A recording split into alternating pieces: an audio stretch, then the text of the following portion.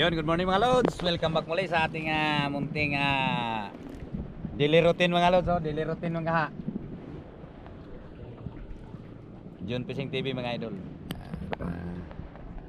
Nandito na kami sa fishing spot mga lods, sa harap ng barangay ay lungsod ng Cortes yun, no? Kung tawagin ito sa amin ay Banawa. Banawa daw itong fishing spot na to. Yung kasama ko, tatlo lang kami. Ayan o. Dahil yung iba nag-resign na. Kasi Ano daw sila yung lang magawa ng mga asawa. takusa daw sila na, takusa. Hihi.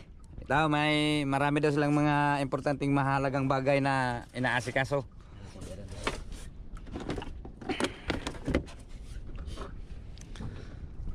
Yan, at abang-abang na lang mga lods dahil yung mga paraphernalias namin ay kailangan para namin pang prepare yan, no? Ang oras ay alas 9 na mga lods, yun, no? Alas 9 na talaga, yun, no? Alas 9. Stay tuned mga lods. Let's go na mga lods. Yung dalawang kasama ko, si Lods Rini nandyan, si Lods Alog nandun. Ano kami mga lods? Hey!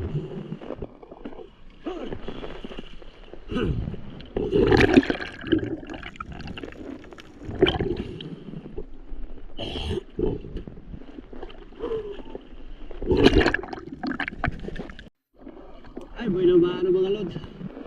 Kaso hindi na pwede kapagpana dahil biglang lumabas itong samaral na ito. Malaki pa naman. Itong napana ko na samaral mga lods ay hindi na videohan dahil biglang sumusulpot kasi. Kaya yan. Ano? Tapos yung tama na yan. Kaya, thank you Lord. Yan. Ay, samaral. Ang ginagawa ko nga pala sa kadalasan sa spot na to mga lods is ambush dahil walang gaanong mga biak na bato. Tsaka bihira yung buta sa area na to mga lods, kaya kadalasan sa ginagawa ko dito ambush yung ginagawa ko dito, diskarte para makahuli ng isda. Pero dito ako madalas nakakahuli ng yung mga malalaking tribali. Kaso nga lang wala akong dalang camera. Kaya yun, hindi natin nakuhanan ng video yung mga nahuli kong isda noon. Pero dito titira tayo ng isang surahan. Ayun, oh.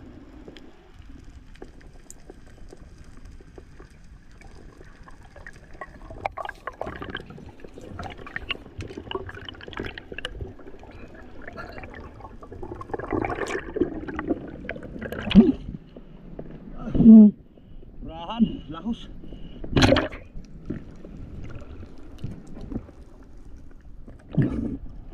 Dan wala lagi pa.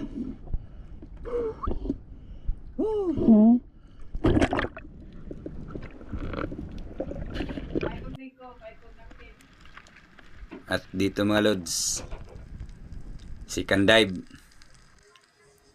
isang samaral, kaya lang hindi inabot mga idolo. Yun.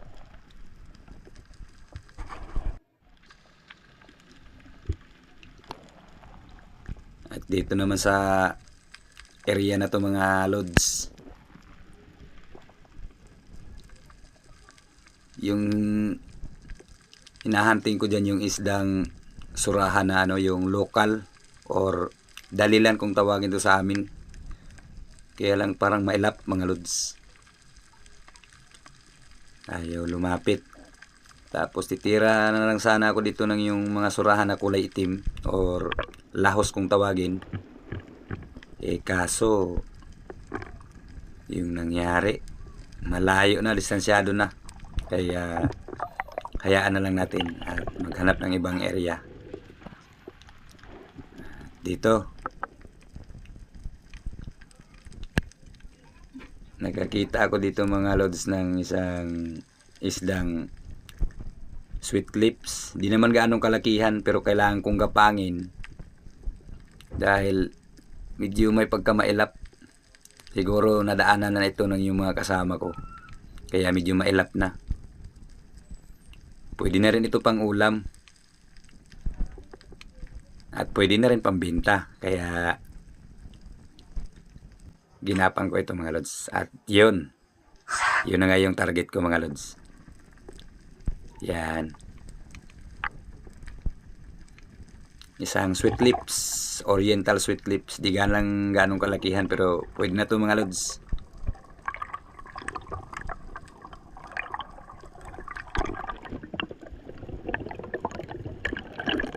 At pagkatapos kumupana yan, isda na yan, umahon ako mga idol dahil Sayang yung tanghali na at saka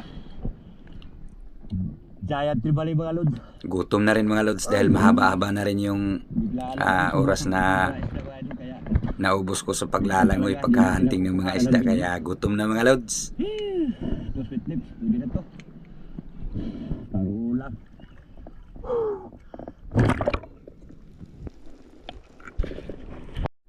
Yun to na yun to. Uy, ay.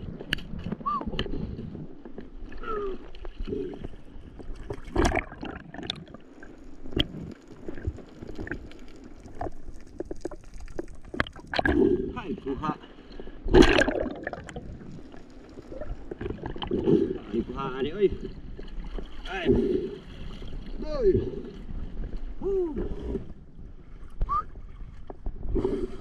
Ah.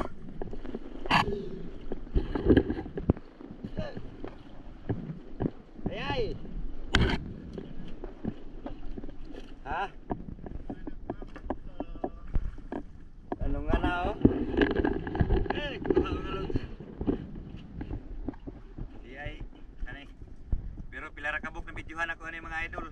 Ay manang isda din murag mailap man. Kani, wala ko na na video eh.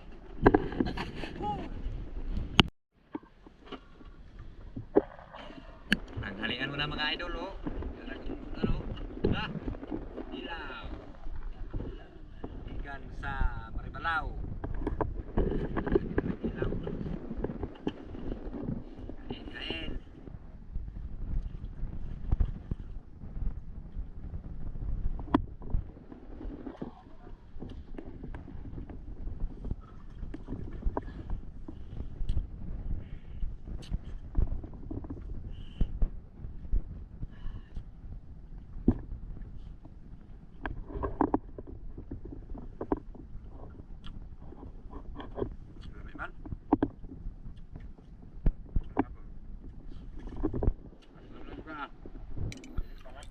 At pagkatapos namin itong magtanghalian mga lods,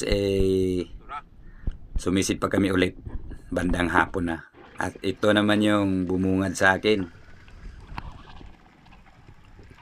Hinahanting ko dito yung isang oriental sweet lips. 3 pirasong oriental sweet lips. At hindi nga lang lumapit. At yung nasa malapit, yung mga parrot fish. Makulit talaga yung mga parrot fish na yan mga lods. Ayan o. Kaya minsan pinagbigyan ko yung mga yan dahil sobrang napakakulit. Kaya yung mga oriental sweet lips ayaw lumapit. Yun o.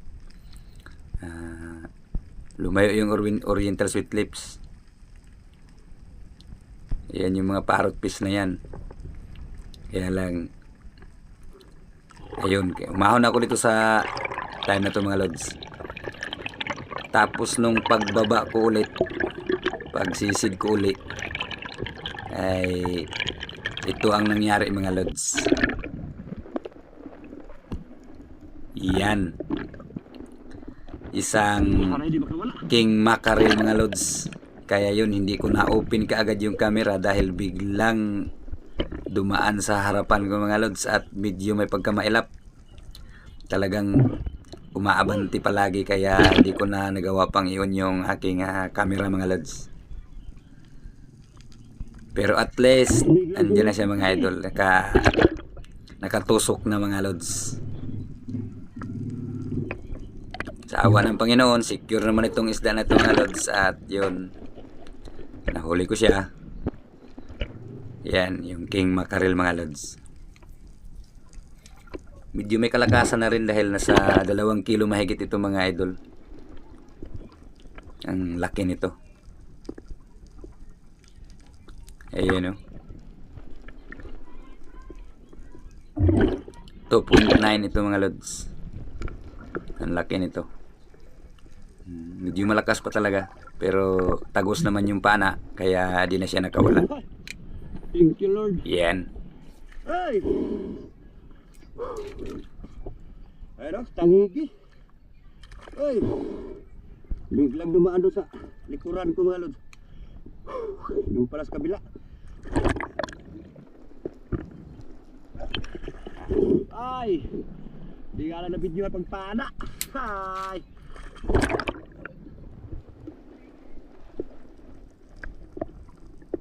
Bro, ayos. Ay! Thank you, Lord.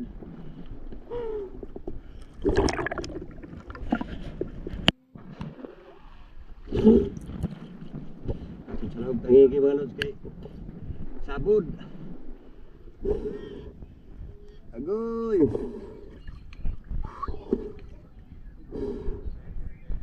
Diha na. Diba na, talikod na. Totot. At pagkatapos kong mahatid sa bangka yan mga lods, ay ito na naman. Isang isda na mamulinay kung tawagin ito sa amin.